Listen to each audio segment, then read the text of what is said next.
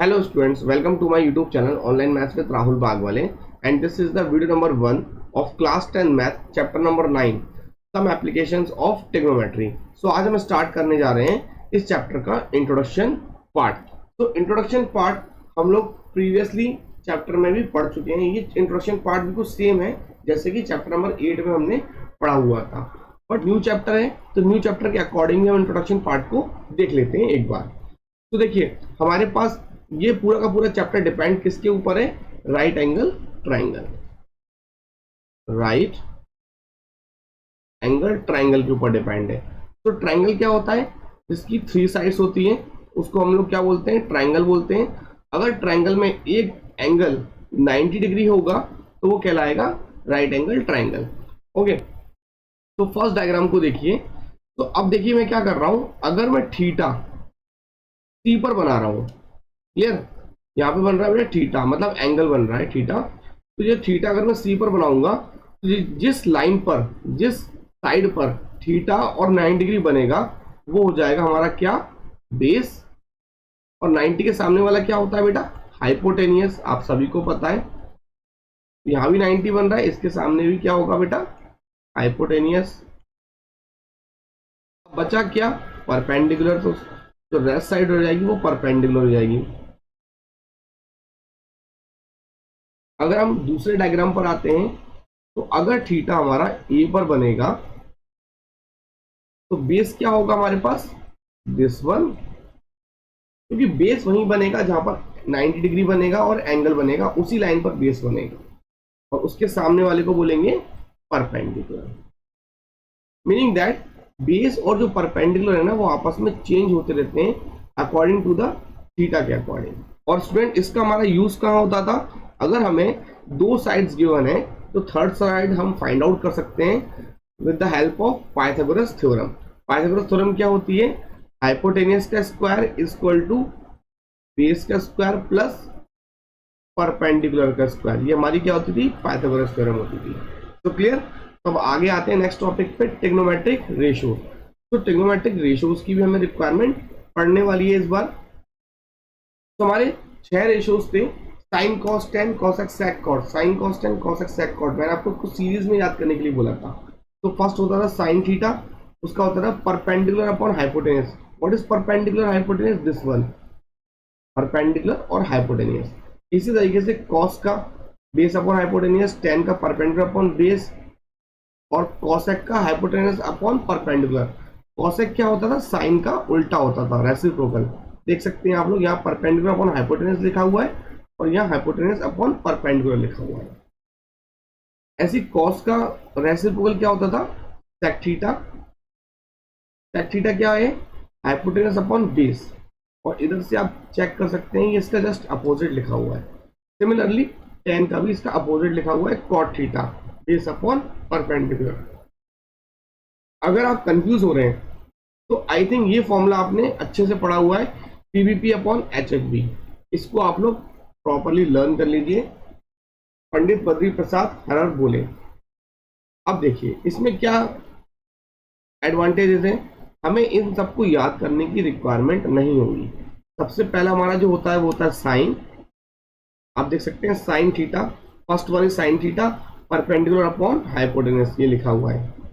Second one is the cos theta, ये लिखा हुआ है बेस अपॉन हाइपोटेनियस. बेटा इधर देखिए. और third one is the tan theta perpendicular upon base. और जस्ट इसका रेसिप्रोकल करना है तो इसके नीचे लिख दीजिए. First one is the cosec, second one is the sec, and third one is the cot theta base upon perpendicular. Clear. तो अब आते हैं हम लोग उसके नेक्स्ट टॉपिक पर. तो इसका फर्स्ट टॉपिक है एंगल ऑफ एलिवेशन. तो एंगल ऑफ एलिवेशन क्या होता है? देखिए बेटा, यहाँ पर एक गर्ल खड़ी हुई है रोड पर, और वो गर्ल किसको देख रही है बेटा? काइट को देख रही है, पतंग को देख रही है. तो इसकी आई साइड है ना, आई साइड पतंग को देख रही है, तो इसको बोलेंगे line of side. This one is the line of side. और ये अपने आई से ऊपर की डायरेक्शन में देख रही है. क्लियर. और इसकी आई से एक स्ट्रेट लाइन बनेगी, हॉरिजॉन्टल लाइन. और इन दोनों के बीचों में जो एंगल बनेगा ना उसको बोलेंगे एंगल ऑफ एलिवेशन। तो क्लियर। तो इसका जो आई साइड है ना अप साइड है, अगर आई साइड अप साइड होगा तो एंगल ऑफ एलिवेशन बनेगा ना, और आई साइड अगर डाउनवर्ड डायरेक्शन में है तो वो बनेगा एंगल ऑफ डिप्रेशन। आप देख सकते हैं ये हॉरिजॉन्टल लाइन हो गई और वो बिल्डिंग के ऊपर खड़ी हुई, बिल्डिंग से नीचे किसी फुटबॉल को देख रही है या फिर बिल्डिंग से किसी कार को देख रही है, क्लियर। तो बनेगा एंगल ऑफ डिप्रेशन। बस दोनों में इतना ही डिफरेंस है। अब आप ये पूछ सकते हैं कि sir angle of elevation, angle of depression और ट्रिग्नोमेट्री जो आपने अभी बेसिक्स में बताया हमें प्रीवियस पेज पर, तो इनका यूज कैसे होगा कॉम्बिनेशन में। देखिए सपोज करो कोई एक गर्ल है, इसी एग्जांपल को ले रहे हैं हम लोग, और ये आपकी काइट उड़ रही थी, ठीक है। इसमें हमने क्या करा, एक ट्रायंगल बन गया। मैं आपको ये बता रहा हूँ यूज कैसे होगा, ठीक है। This one is the 90 degree और ये एंगल अगर हमें इसने गिवन दिया हुआ है, सपोज करिए 30 डिग्री देके रखा हुआ है, ओके। और इसने क्या करा है, इसने हमें इस साइड की जो जो काइट जो पतंग उड़ रही है उसकी कुछ ना कुछ तो लेंथ होगी उसकी डोरी की। सपोज करो इसने दे दी 20 मीटर। तो अब हम क्या फाइंड आउट कर सकते हैं, वर्टिकल से इसकी हाइट को फाइंड कर सकते हैं। अगर हमें किसी भी ट्रायंगल में एक एंगल दिया हुआ है और एक साइड दी हुई है, तो हम उसकी हेल्प से दूसरी कोई भी साइड को फाइंड आउट कर सकते हैं ट्रिग्नोमेट्रिक रेशियोज की हेल्प से, क्लियर। तो इनका एडवांटेज होगा हमें। अब आते हैं सर और क्या जरूरत पड़ेगी इस चैप्टर को यूज करने में, या इस चैप्टर को करने के लिए वैल्यूज की, इसकी जरूरत रिक्वायरमेंट पड़ेगी वैल्यूज की। तो sine cos tan cos x sec cot जो हमने एक चैप्टर में इसकी वैल्यूज को देखा था ना, वही वैल्यूज की रिक्वायरमेंट पड़ेगी, बट सबकी नहीं पड़ेगी। साइन कॉस टेन की पड़ेगी और 30 degree 40 degree and 60 degree, that's it. इसके अलावा रिक्वायरमेंट हमें नहीं पड़ने वाली है। तो क्लियर। तो इंट्रोडक्शन पार्ट में स्टूडेंट्स इतना ही है। अब हम आते हैं एक्सरसाइज के क्वेश्चन नंबर 1 पर। तो एक्सरसाइज 9.1 में क्वेश्चन नंबर 1 है, a circus artist is climbing a 20 metre rope. देखिए ये हमारा 20 मीटर का रोप हो गया है, this one is the rope. यहां लिख देता हूं बेटा मैं,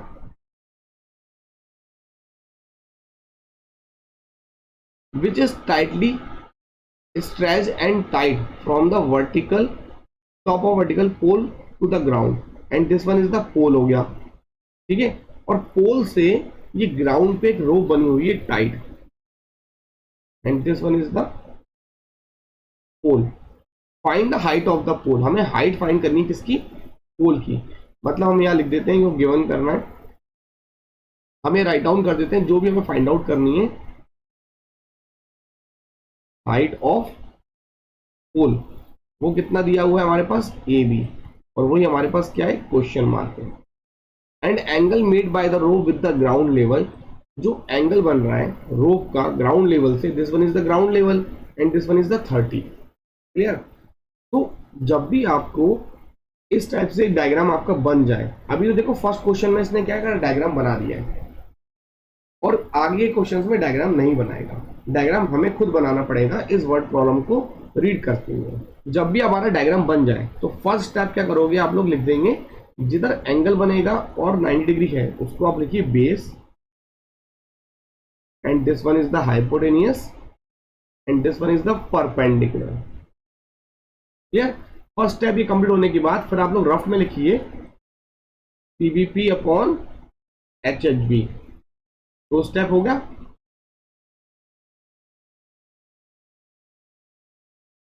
इसके बाद ये देखना है हमें, ऐसा रिलेशन देखना है साइन कॉस टेन का, क्या जो हमें फाइंड आउट करना है वो चीज आ जाए, मीनिंग दैट वो साइड आ जाए, और जो हमें गिवन दी हुई है वो साइड आ जाए, और वो रिलेशन लगा दीजिए और आपका डायरेक्टली आंसर आ जाएगा। वो कैसे आएगा वो देखिए। हमारे पास एंगल दिया हुआ है 30 डिग्री। अब क्वेश्चन ही अराइज होता है कि सर हम साइन लगाएंगे, कॉस लगाएंगे और टेन लगाएंगे। तो याद देखिए वो हमें साइड्स के अकॉर्डिंग फाइंड आउट करना पड़ेगा। हमें गिवन क्या है बेटा, हाइपोटेनस गिवन है, और हमें निकालना क्या है बेटा, परपेंडिकुलर निकालना है। तो ऐसा कुछ देखिए हाइपोटेनियस भी आ जाए और परपेंडिकुलर भी आ जाए। सर वो पहले वाले में आ रहा है साइन में, तो बस आपको साइन ही लगाना है। क्या लिखेंगे, sine theta is equal to कितना होता है, परपेंडिकुलर अपॉन हाइपोटेनियस। और हमारे पास परपेंडिकुलर क्या गिवन है, ए बी, चलिए ए बी। हाइपोटेनियस क्या है हमारे पास, ए सी। क्लियर। अब साइन थीटा की हमें वैल्यू लिखनी है, तो साइन थीटा की वैल्यू कितनी होती है बेटा, sine 30 equal to A B upon A C. और साइन 30 की वैल्यू होती है 1/2। बस वैल्यू पुटअप कर दीजिए, आंसर आ जाएगा 1/2। और ए बी हमारे पास गिवन है नहीं है, वो हमें फाइंड आउट करना है। और ए सी अवेलेबल है 20 मीटर। बस अब हमें ए बी की वैल्यू को फाइंड आउट करना है। तो 20 जाएगा ऊपर, 20/2 इक्वल टू ए बी। तो इधर से हमारा ए बी कितना आ गया, 10 मीटर। और 10 मीटर क्या है, हाइट ऑफ द पोल। इसको लिख दीजिए, height of pole equal to 10 metre. ये हमारा क्या हो गया, आंसर हो गया। तो आपने देखा क्वेश्चन बहुत इजी है, हमें केवल उस सॉल्यूशन को यूज करना है जो हमें गिवन है और जो हमें फाइंड आउट करना है। तो क्लियर। तो आते हैं हम लोग उसके नेक्स्ट क्वेश्चन पे। तो उसका क्वेश्चन नंबर 2 है, a tree breaks due to storm and the broken parts bend so that the top of the tree touches the ground and making an angle of 30 degree. तो देखो ये हमारा complete tree है, इसको मैं name देता हूं ए और सी। ठीक है। अब ये ब्रेक हो रहा है, तो ब्रोकन कहां से हो रहा है बेटा, इस जगह से ब्रेक हो रहा है, तो उसको मैं देता हूं B. This one is the A B and C part हो गया। और ये यहां से ब्रेक होके ये ऊपर वाला जो पोर्शन है ना, दिस वन, वो क्या हुआ, ग्राउंड पे टच हो गया है। तो देखिए ए, ये हो गया ए बी, और ट्री यहां से ब्रेक हुआ है और ग्राउंड पे टच हो गया है, सी पार्ट। और वो एंगल कितना बना रहा है बेटा, 30 डिग्री बना रहा है। अब आगे पढ़ते हैं, and the distance between the foot of the tree. Tree का फुट कहाँ है बेटा, this one is the tree of the foot, to the point where the top touches the ground is 8 metre. जो टॉप है ना बेटा, वो ground पे टच कहाँ कर रहा है बेटा, सी पर कर रहा है। और उनका डिस्टेंस दिया हुआ है कितना, 8 metre. Find the height of the tree. अब देखो हाइट ऑफ द ट्री, कुछ स्टूडेंट्स क्या कर देते हैं, केवल ए भी निकाल के छोड़ देते हैं। एक्चुअली बेटा हाइट ऑफ द ट्री क्या है, कंप्लीट है। ओके, तो ये देखिए मैं यहां लिख रहा हूं, height of tree. Height of the tree कितना होगा, वो होगा ए सी होगा। और ए सी की वैल्यू कैसे आएगी, पहले हमें ए बी निकालना पड़ेगा प्लस बी सी निकालना पड़ेगा, तब हमारी आएगी हाइट ऑफ द ट्री। इस बात को आप याद रखिए। कुछ स्टूडेंट्स क्या करते हैं, ए भी निकाल के छोड़ जाते हैं, तो हमारे मार्क्स हमें कम मिलते हैं। तो सबसे पहले क्या लिखिए, मैंने आपको जैसे कि बताया था, ये 90 बन रहा है, तो this one is the base and this one is the hypotenuse and this one is the perpendicular. फिर आप लिखना है PVP upon H H B rough में, तो मैं यहां लिख देता हूं PVP upon H H B.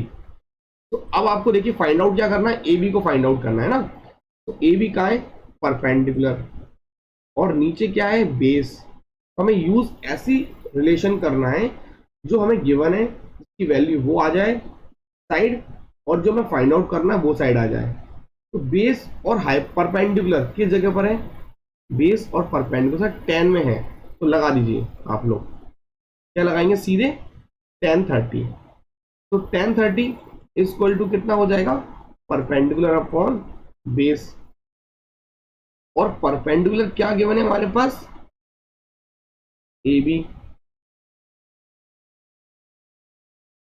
और बेस क्या है हमारे पास 8, मतलब ए सी। अब हमारे पास केवल सीधे वैल्यू को पुटअप करना है। tan 30 की वैल्यू है हमारे पास 1/√3 इक्वल टू,